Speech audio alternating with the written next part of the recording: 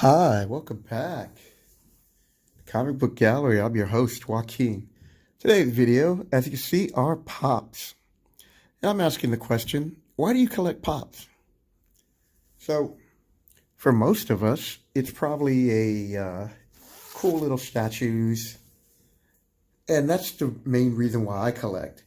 For some people, you can collect chase pops, and these pops can go up to I think like 2 or 3 grand, maybe even more. I don't know. I really haven't looked into the market that much because I don't really care. And I'm not saying that as a negative to anybody who does collect, because if you're watching this channel, you collect comic books.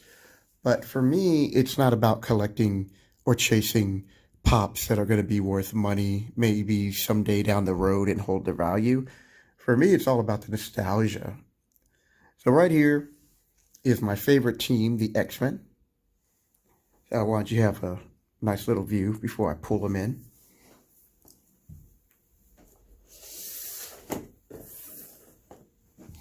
And as you can see here, I am missing one X-Men of the classic team. Do you know who it is?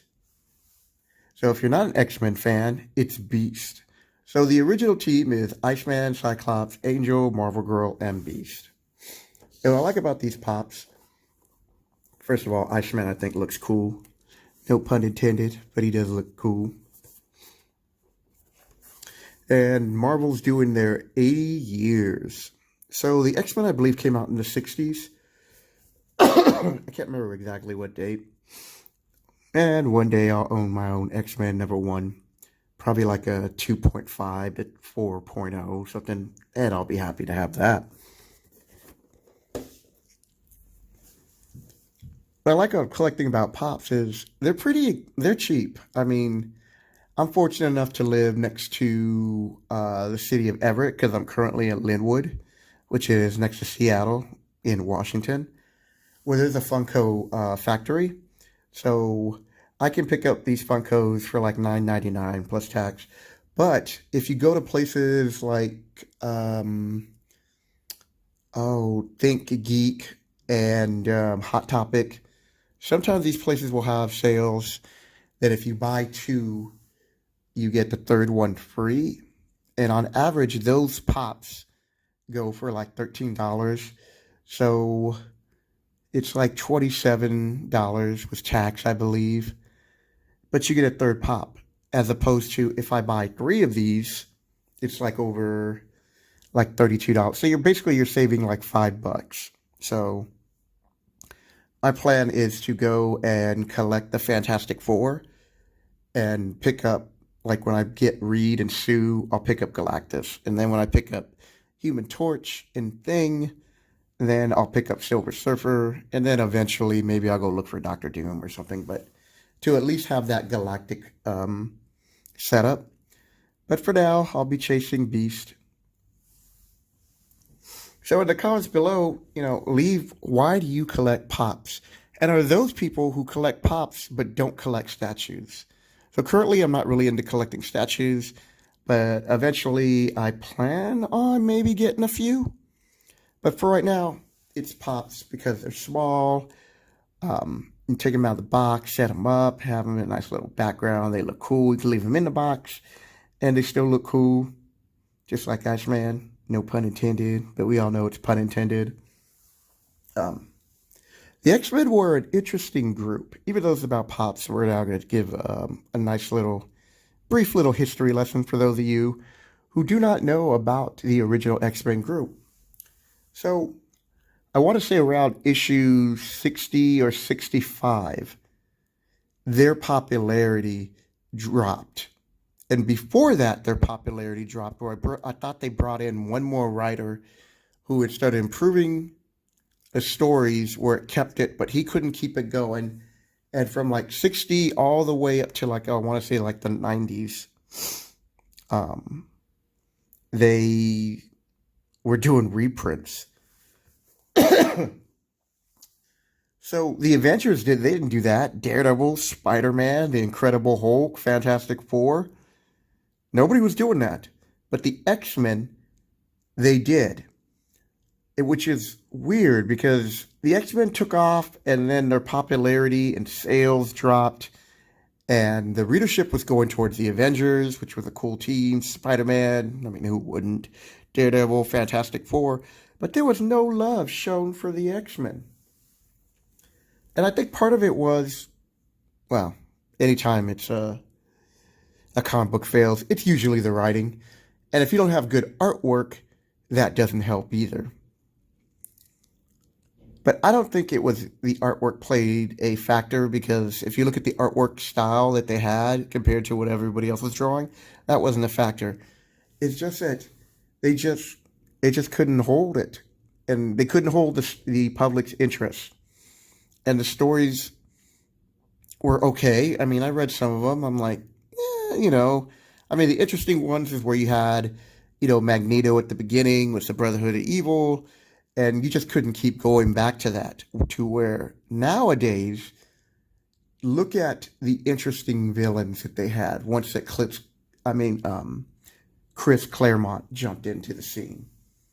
So from that run on, we're having to introduce the Hellfire Club, Emma Frost, and Sebastian Shaw. You also had from 100 to 200, Kitty Pryde, Colossus, Wolverine, Nightcrawler, which made a big difference, that second team. So the first team doesn't get any love, and there's a reason for it. They're not as interesting as the second group. And you can see that in the movies, where in the movies, they didn't even really introduce Beast until, the third? Maybe it was the second. Couldn't remember, but Iceman, they had him, Cyclops, and Marvel Girl. They didn't introduce Angel till the third movie. So, these were the two characters that the movies mainly focused on, with Iceman and Rogue playing a part. So leave a comment down below if you agree or disagree with me. For all you X-Men fans out there, why didn't the early X-Men take off? Or at least maintain where they didn't have to do reprints? And to my knowledge, they didn't do that with the Avengers, Daredevil, Fantastic Four, Incredible Hulk, and Spider-Man. If they did, let me know, but I don't believe so. They just didn't have that much love. So there's a brief little history lesson about the X-Men. They're still my favorite team, and I'm always going to enjoy collecting them. I mean, when X Factor came out, they went back to the original team, and they faded after, 100 issues or close to 100 issues? The original team, they switched them out. I think around 70s or 80s, they got rid of them. So what is it about the original team that's not that interesting? I mean, in that run of X Factor, you introduced Apocalypse, you introduced Archangel, you had a couple of good series go through there, but it wasn't enough to keep it going, where they had to change things up. Polaris, Havoc, Strong Guy, I forget the Wolf Girl's name, and Jamie Maddox, which, don't get me wrong, I mean, the X-Men book has been known to always switch up teams, but there's just something about this original core group that doesn't hold the audience's attention for long. So I know this is a pop video, but it's also an X-Men history lesson at the same time. So I hope you enjoyed this video. Leave a like and a comment below. And to all my new subscribers, hello. There's going to be some big changes to the channel, so I'll be doing a video about that. And I've also be talking about a few other channels that I've been slowly working on. And the main channel, which is really the reason why I started doing YouTube and have focused on other things, because I get easily distracted that way. So I'm here at Northgate Community College, and they're probably going to be giving me a rap at the door to wrap this up because it's Friday, people. And I hope you enjoy the weekend. Take care.